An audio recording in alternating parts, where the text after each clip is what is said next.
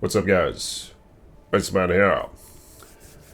Welcome to the Diablo 4 public test realm. So this is the first time that I've touched it. Actually buffed up my character a little bit. I haven't tried it yet. I usually like to shield my eyes from these things. I like to save it for when the actual season starts. So I generally don't do PTRs. Oh my god. There's the Firebird aspect. When I casted my Flame Shield, a bunch of meteors fall out of the sky. I wanted to try that out. There's a few new aspects that I'm going to test out. And I also have some data mined information that I think is quite official, I think, in terms of the upcoming changes for Diablo 4 Season 5. And they're all looking pretty damn good, but I've only glanced at it. So I'm curious to see what is going on. But yeah, I'm definitely looking forward to Season 5. I think it's going to be a good time. Let's see what this guy drops. I also have a unique item, new to Season 5, Chain Lightning, that I intend to make a video on and test it out. These cute little pants right here, called the Axial Conduit. It's a Chain Lightning helping build there, where Chain Lightning alternates between orbiting you and seeking up to 3 enemies. When it returns, it drains 6 mana from you. For each active Chain Lightning, after draining 66 total mana, that bolt explodes for 7,400 damage. And it could go all the way up to 22,000 damage. So, yeah, that's something I need to test out. I'm definitely curious to see how that goes. But yeah, I noticed there's a lot of new aspects that are on my gear that I haven't seen before. So they must be new to Season 5. And it looks like I already found a unique staff here. Casting a core skill additionally fires 2 instances of Firebolt, Frostbolt, or Spark, matching the element of your last 2 non-core skill casts. These projectiles deal 72% increased damage. What if you don't have a non-core skill? Let's take a look here. It doesn't cast anything with it. Are you kidding me? Okay, that's fine. Let's continue on. And I believe there are more ultimate temperers. But nonetheless, let's go to a Helltide, and I'm going to experiment and show you some of this new gear that I just discovered in the patch. So here I am in a Helltide. Let's try the Firebird aspect. Here it is. Nice, look at that. Meteors falling all over the place. And there's also a Ice Shards aspect that works with your ice armor. And apparently every couple seconds I cast lightning at an enemy. Look at that. I'm just walking around. See, that's casting lightning on the enemies. That's an aspect on an amulet that I just received in the PTR. It's not all that... It looks kind of shitty. I'm not going to lie. You know, I was really looking forward to, in Diablo 4, a sort of storm armor. You know what I mean? Like, they even had it in Diablo 3, and I actually really liked the storm armor in Diablo 3 because it was like the thunderstorm from Diablo 2, where you have a little lightning aura around your feet, and then lightning just strikes from the sky once every couple seconds and just hits an enemy somewhere on the screen. It was immersive. It made you feel like you were actually like a storm warrior of a sort. And then I feel Diablo 3 took it a step further, where they had the skills that would be augmented by your selection, where Lightning Storm had this option, or, yeah, I think it was called Lightning Storm, Lightning Armor. Storm Armor is what it was called, where you'd run faster every time it would shock an enemy. So you were like a conduit. It was just godly. You felt like a god. But it's kind of interesting how... Is this their storm armor? Because that's just not all that cool. I think that maybe in the expansion they'll have other armors. Who knows? Maybe they'll have a storm armor in the expansion, because we already have a sort of fire armor and an ice armor. But here's this new aspect that I just found on the amulet. Every 0.9 seconds, you zap a nearby enemy for 8,500 lightning damage. This effect is treated as a shock skill. So let's see what the range is like on this. I really have no idea. Like, here's an enemy. Wait, is that not an enemy? Okay, those aren't enemies. Let's go find an enemy. There's one. Oh, so as soon as they're on the screen, it starts to work. I think. What sort of range does it have? Come on. You can do it. Get him. Get it, get it, get it, get it, get it, get it. Ooh. Oh, my flame armor activated and then I cast... Oh my god. She's conjuring up all sorts of shit. I didn't cast that Frost Nova either. I'll cast this one though. And my Blizzard. Yeah, godly Blizzard. So I didn't temper much on my gear, but I noticed that the tempers now have their own little logo. You remember they used to be like an anvil with a hammer, all of them? Now the little emblem next to your temper is indicative of the sort of temper that you selected. So it's kind of helpful in that way, I guess. There's like defensive tempers, offensive tempers, utility tempers, and they all have their own little symbols now. And I think they added more recipes to it, and they said that they're trying to work with the RNG with temperers, so I don't know if, you know, they're compartmentalizing all the things out or something. I'm not really sure. But I did find a couple new aspects. Here's one on this armor. When you would accumulate 50% of your maximum life lost, you automatically cast an equipped defensive subterfuge, is that how you say that? Or macomb skill before receiving damage. Can only occur once every 43 seconds and cannot cast mobility skills. So just kind of a all-around useful aspect in armor. Of course, being a sorcerer, you have defensive skills. So that's kind of nice. On the gloves, I have the Flame Shield Enchantment, which is what we saw cast just a few minutes ago. And this one is the Firebird aspect, which I was really looking forward to because I did like the Firebird set in Diablo 3. I didn't play a ton of Diablo 3, probably a few thousand hours, which I guess is a good amount of time. But my Firebird Wizard was probably just my favorite character in the game, where you could just burn enemies until they would die. So now every time you cast Flame Shield, you drop meteors. So pretty cool. You might be able to augment those meteors with different gear. I guess we'll see. Here's an interesting one. This is one that I wanted to try as well, because I do like the pulling enemies in skills. Like there's that body armor for the sorcerer where you teleport and it pulls enemies in. And I always liked those skills in Diablo because there's just nothing like it when you pull them all around you and just obliterate them. Just make a big clusterfuck of enemies and just pop. It's very gratifying. But nonetheless, every 3.5 seconds, distant enemies are pulled into you and take 10% increased damage for 3 seconds. So this is what kind of intrigued me, is we have two pieces of gear already that I've seen in this PTR that are just completely automated. You know, you don't have to even do anything here.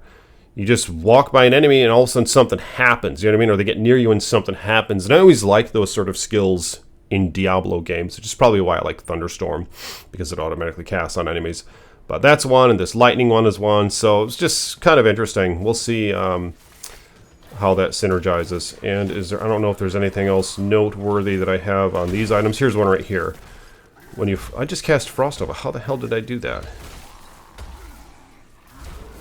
Look at this. They're just hitting me. Oh my! They're just hitting me and they're dying. Oh my god! That's what makes me like Diablo games. That's part of it. Is just when you can walk around and you just feel like a god. Just shit just starts dying around you, you know what I mean? That's when you start feeling really godly. But of course you have to work to get there, so I guess we'll see how that goes for Season 5. But I mean, so far, I'm pretty satisfied with the changes. The only nitpick I have is what I mentioned in my previous videos, where they're going to just straight up give us the Greater Affix Legendaries out of that stash in the new event. So I just think that's kind of dumb. You know, what are we going to whine for next? Just a chest with 2 Greater Affixes, and we're going to want a chest with 3 Greater Affixes and every item. It just seems like we're always going to want to farm that damn chest, but we'll see how it goes. But nonetheless, so here's another one that I thought was kind of interesting. When you freeze an enemy, you deal 11,000 cold damage to them. This effect is treated as a frost skill. So just straight up freezing an enemy damages more cold damage there. But let's test out this pants aspect. Every 3.5 seconds, distant enemies are pulled in. Are you guys getting pulled in here? Are you guys getting pulled in here? I'm not really... Not really taking notice to if they're getting pulled in. Do you got to damage them? Well, I am damaging them. I'm not really seeing that take effect. Am I missing something here? I thought I was supposed to pull them in, but okay. I don't really notice it pulling them in. Look at this. Is that not working? This is actually one of the few pieces I was looking forward to when I fired up this PTR. I love pulling enemies in. That's really cool. Yeah, look at that. That shock thing is just awesome, in fact. So I'm sure you could augment that with your lightning skills. Why does it feels so weak. It's like, you know, I want it to be like out of the sky and just be more impactful. I mean, maybe they just figured that, well, if it's doing that constantly, it's going to get annoying, so we're just going to make it really, really subtle. Maybe that was the logic behind it, but I am curious what you guys think about Season 5 so far in this PTR. Are you pleased with what you're seeing? And with that being said, let's check out some of the upcoming changes for the Sorcerer class. So here's a list of just a bunch of notes and crap about the upcoming changes. This is on wowhead.com. I'll link this in the comments of this video. So as for the Sorcerer, which is who I've kind of been interested in, I like playing the Sorcerer and the Necromancers right now. I did want to play the Druid, but as we all know, the Druid kind of sucks big you-know-what, and just hasn't really been changed yet. Initially, I wanted to do like a Storm build / summon Hydra hybrid sort of Druid, but that wasn't really much of a thing, obviously. Maybe it will be soon, we'll see. But as for the Sorcerer, Enhanced Blizzard has been modified. Blizzard deals 40% increased damage to frozen enemies. Okay. As from 25%. Enhanced Charge Bolts. The third time an enemy is hit by a single cast of Charge Bolts, that bolt surges upon impact, dealing 66% in an area, so buff to Charge Bolt as well. Lightning Spear. Enhanced Lightning Spear. Casting Lightning Spear spawns an additional Lightning Spear and increases their critical strike chance by 15%. Alright. Enhanced Spark. Each time Spark hits its primary target, it has a 40% chance to hit 3 additional enemies, dealing 9% damage. If there are no other enemies to hit, Spark instead deals 20% increased damage to its primary target. Oh, nice. So, if you're just trying to fight a boss, it's a bit more useful now. Flickering Arc Lash, Glinting Spark, all this other crap. Greater Chain Lightning. Each time Chain Lightning bounces, it deals 10% increased damage for its duration, up to 30%. So that's another aspect or change in skill that's going to help with single target. Yeah, I definitely need to try a Chain Lightning Sorcerer, so I will put on these pants. I'll pop them pants on this little whammon. And they actually have a good look to them as well. They kind of look like leggings or something. I think their aesthetic is okay. But yeah, they definitely need better aesthetics in this game. And I think they need more character modification as well in terms of the character models. But I don't know if maybe that's too much to expect, but we'll see. Shimmering Ice Armor. While Ice Armor is active, you reduce its cooldown by 1 second for every 50 mana you spend. Oh, that's quite nice. Yeah, I like those skills that incentivize you to just keep casting and just keep killing. You know, because that's another way of how you just start feeling godly when you're playing. Is if you're just like, if you have some automated skills that are just zapping stuff and enemies get pulled into you and just blow up and shit. And if the more you kill them, just the more fueled you become. You know what I mean? Those are like some of the things that are like my driving force behind just loving Diablo. Like in Diablo 2, for example, as a Javazan, you'd have a bunch of mana per kill gear, Silkwave boots, you'd have Phoenix shield, and you'd just kill shit and your life and mana would just keep filling up because you're sucking the souls out of everything that you kill. It's just awesome. Summoned Hydra. So that's another skill that I think needs a lot of enhancement in Diablo 4. I like Hydra. It's another example of sort of an automated one, but you have to cast it, of course. Adds a little bit of activity to your gameplay. Hydra also burns enemies for an additional 100% of its base damage dealt over 6 seconds. I remember the beta of Diablo 4 when you could like get to level 25 or something. The Hydra Sorcerer was just awesome, especially when you got the aspect that lets you spawn an additional one. It was just amazing, and I thought that's what I was going to run. But of course, then later we found that, oh, it doesn't scale very well, and it just kind of sucks on game. So yeah, maybe they'll make some uniques around Hydra to make it more viable. Wizard's Blizzard. While you have an active Blizzard, you gain 1 mana regeneration for every 20 maximum mana. Oh, nice. And I like skills like that incentivize you to find gear with like more mana. It just adds all to the itemization depth, you know, just trying to temper or re-roll on your gear rather, a stat to get more mana on it or find a greater affix with more mana.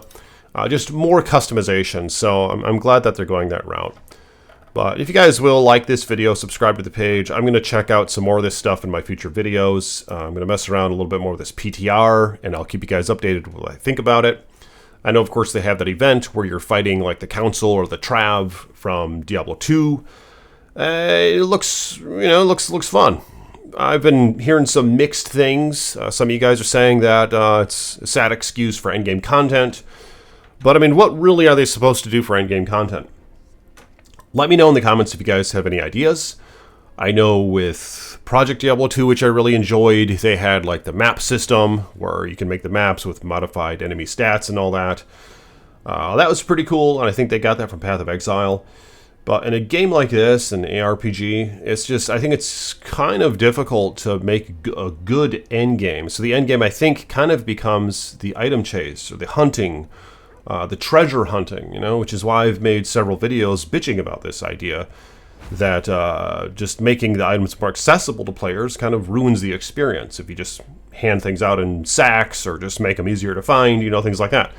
But I'm curious, what do you guys think would make a good end game for Diablo 4? What's it missing? And are you satisfied so far with the PTR? Let me know in the comments below, and I'll see you guys in my next video. Peace be with you.